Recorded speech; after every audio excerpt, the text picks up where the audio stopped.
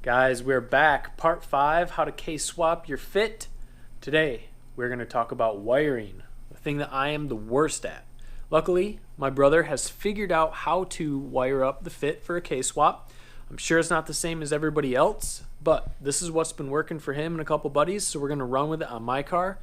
Please check out his YouTube. It's Paul Bomers, B-O-M-E-R-S. He has made a couple videos on how to wire these cars up for the K-swap. I'm going to cover it, as best I can, my knowledge on how it all works and what's going on. But please check out his videos for in-depth detail on what you actually have to do when wiring schematics, etc. He's going to let me use a couple photos here, insert them in here and show you guys what we're working on. But let's start in the engine bay and we'll work our way into the cabin and we'll go from there. Let's see what we got. So on the K-Series charge harness, it's a little bit different than the one on the fit. So on the fit, I'll show you guys here. We have your actual power that connects to your battery, your positive, and that's a single wire that runs to the fuse box over here on that far end. Now, coming from the K-Series starter and alternator, we have this charge harness here, which these normally go up to your fuse box, which we'll get to that.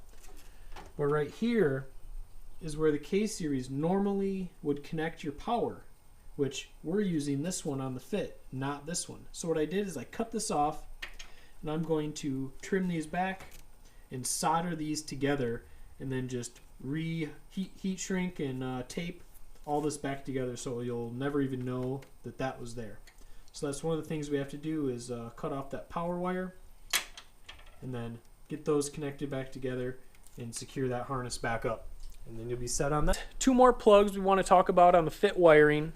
One of them is a factory plug that's on the driver's side strut tower right here.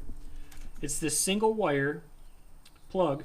Now I got this pigtail off of the factory engine harness right here. This normally connects to the fuse box. Just up from there is where that plug is. Hangs like that far down. It's a single wire. I took it from there.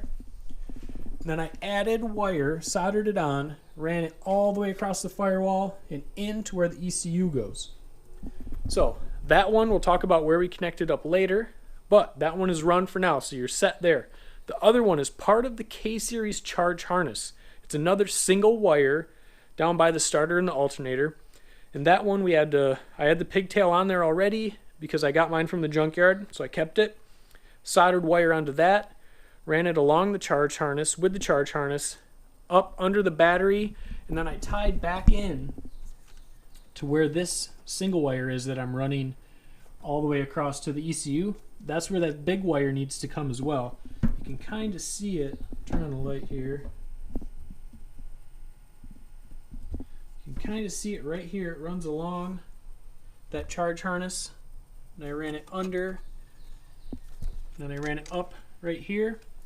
Then I tied this other one that's going to the ECU right along with it, all along the firewall. And it comes out right here right now, which will go down into the firewall for the ECU. Whew. Once that's all set, we'll worry about connecting those up later, but those do have to be run to the ECU. On the charge harness, you have two wires, a white and a black. And those have like fuse box terminals on them. Normally they went to the fuse box. Well, the white wire, you're going to run that to the positive battery terminal. And the black wire, you're going to run to the fuse box where the fit engine harness hooked up to the fuse box. You're going to use that spot. Now, the K-Series terminal for the fuse box is wider, a little bit wider.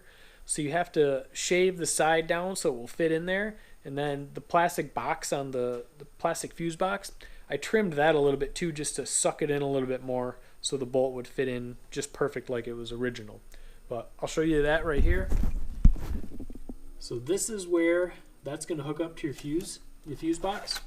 And then that wire, that terminal, this is the side I shaved down right here. It had like just a wider spot right there, probably to notch in and fit to the K-Series type fuse box, but that's it right there. It's in there. That runs down, and then I have my white one up here that's going to connect to my battery, my positive battery. All right, guys, one more thing on the wiring. You will have to extend your oxygen sensor plug, either on the engine harness or the sensor plug itself. You're going to have to add like a foot or more of wire. It's a pretty far stretch from the original setup, because your O2 sensor is moved farther back on your exhaust manifold or your exhaust than it is on the factory header. So just a small tip to keep in mind.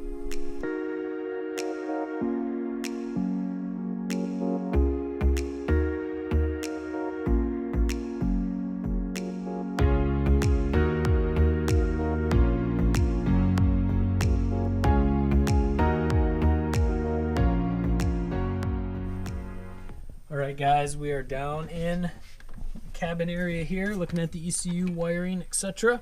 So you got these two black wires that you ran in from your charge harness. You got your skinny one, which is ignition, and you have your big thick one, which is charging and starting system. Now those are going to tie into the jumper harness that you've already created.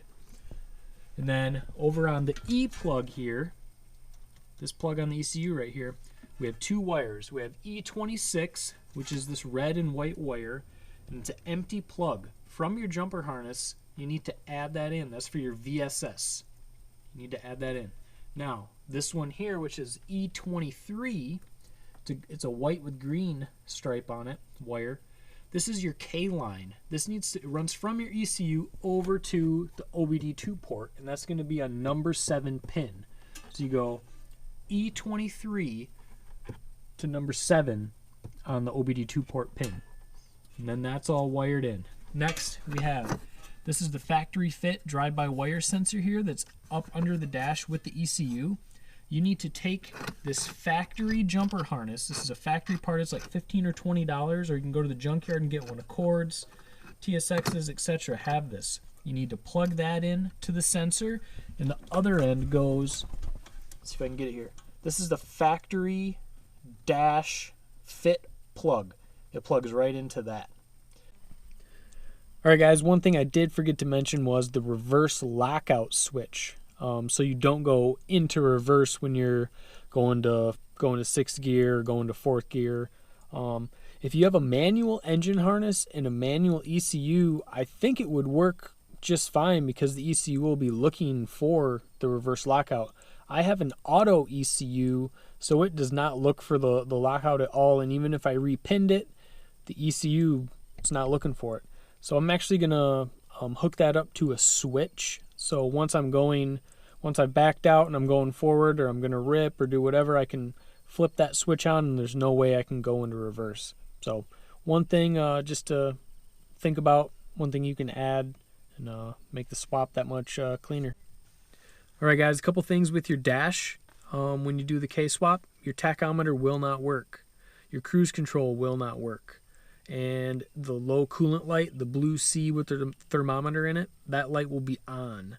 Essentially what I'm doing is I'm running the K-Tuner version 2 with the display, and that just has a plug that comes down and goes right into the OBD2 port, and it sends all the information from the ECU to the display. So then on the display I have water temperature, tachometer, speedometer, air intake temp, throttle position.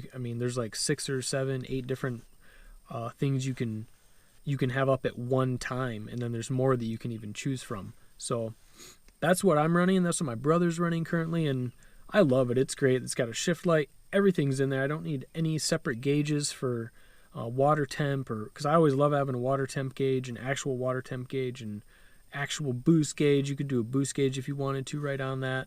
It's all in there. It's all clean and simple and nice display.